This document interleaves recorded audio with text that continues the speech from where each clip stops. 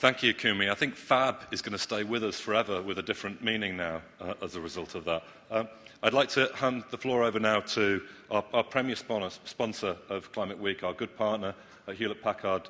Shane Robison is the Executive Vice President and Chief Strategy and Technology Officer. Thank you, Steve, and distinguished guests. We at HP are very honored to be here today. And on behalf of HP, I want to say how proud we are to be sponsoring Climate Week and to be part of this very important dialogue. HP is the world's largest technology company. And with that comes the privilege of a seat at the table with some of the most influential leaders in the world. It also comes with the challenge and the responsibility to help address some of society's greatest challenges. On climate change, we're well past the stage of debate. It is one of the most pressing issues of our time. At HP, we believe information technology is one of the most powerful assets that we have to address the challenges of climate change. First, we have to acknowledge that information technology as an industry is not carbon neutral. Information technology is responsible for about 2% of the global greenhouse gas emissions. As the world's leading technology company, we're working hard to improve our footprint in our own supply chain, the largest in the industry. We're holding all of our partners responsible to report on the results of their reductions in their carbon footprint. And when it comes to our products, we continue to strive to be more energy and resource efficient.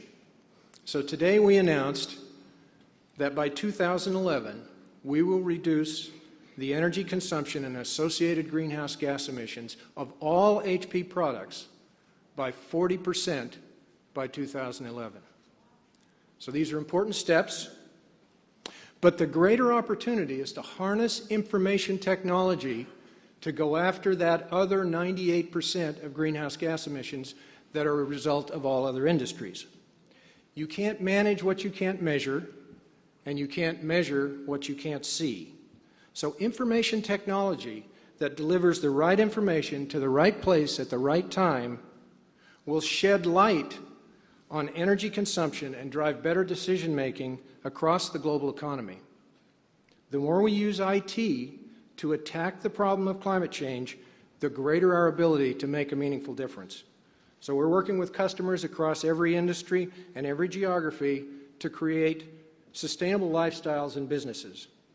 HP has one of the world's leading research labs, and in those labs we're investing in innovative research in sustainability. We take an end-to-end approach. We're looking at everything from next-generation sustainable data centers to sustainable cities. So as we approach COP15, international organizations, national and local governments, businesses, advocates, NGOs, we all need to work together to make the shared goal of a low-carbon economy a true reality. So these are exactly the groups that are here with you today, and it's why Climate Week is so important, and it's why we're so excited about sponsoring Climate Week.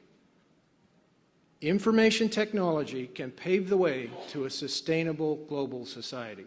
So on behalf of HP, thank you very much for including us.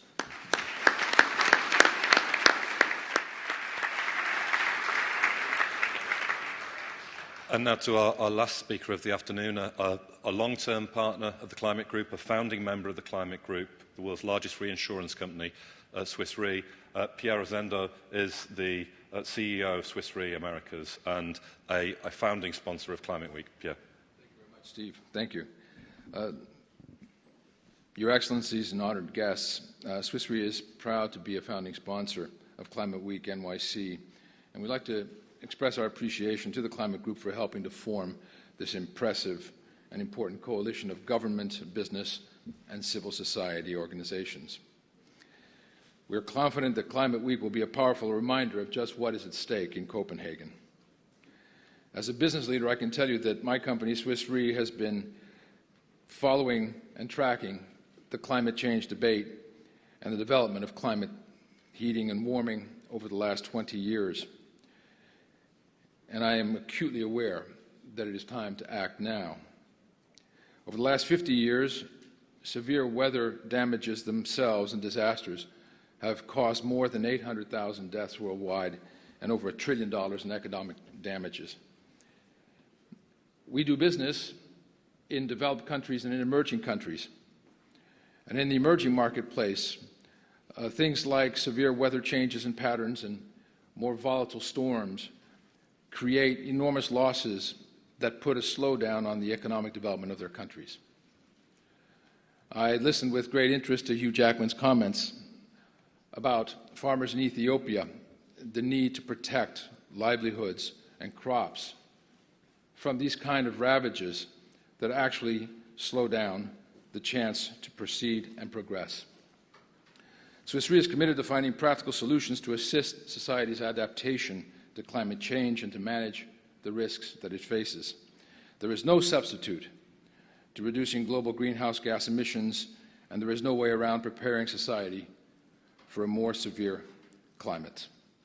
Society simply cannot reduce its current level without action, focus, and dedication. Exactly 1 week ago, Swiss Re and its partners released a report on the economics of climate adaptation. I have it here. It is Economics of Climate Adaptation, and I urge you can download it from our website. The aim of this report is to provide decision makers at the national and local level with the facts, framework, and methodology needed to design a climate adaptation strategy. This is no easy task considering the challenges we face. The report showed that by 2030, up to 19% of GDP could be at stake from the risk of climate change.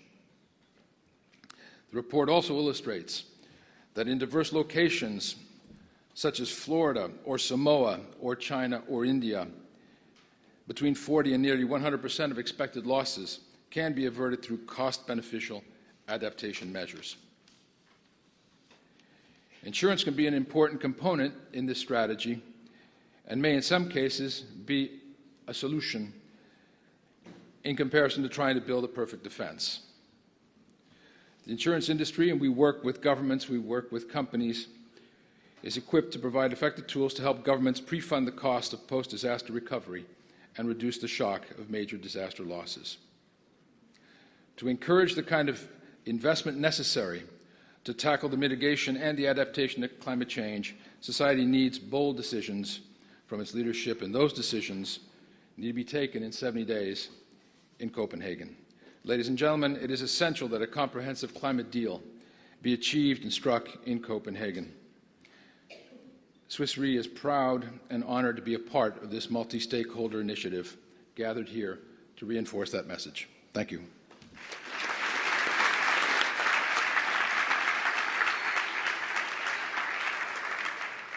I'm just going to say a brief word to conclude. First of all, to thank our panel, not just for their words today, but for their effort, their hard work that's led them to this point, and the hard work to come over the next weeks and months. So thanks. I hope you'll join me in thanking the panel once again.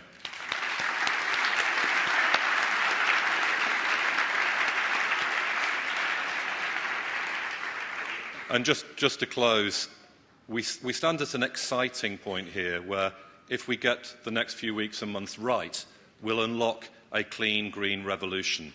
The future will be better. This is a business opportunity, an opportunity for civil society, an opportunity for the youth of the world to see this is the time we are going to solve environmental challenges, build new platforms of global collaboration, and work together in a way that's fit for purpose for the 21st century. So, to each and every one of you, look to what you can do to contribute to that success. We at the Climate Group are ready to do our part, and I'd like to thank you all for coming, so thank you very much.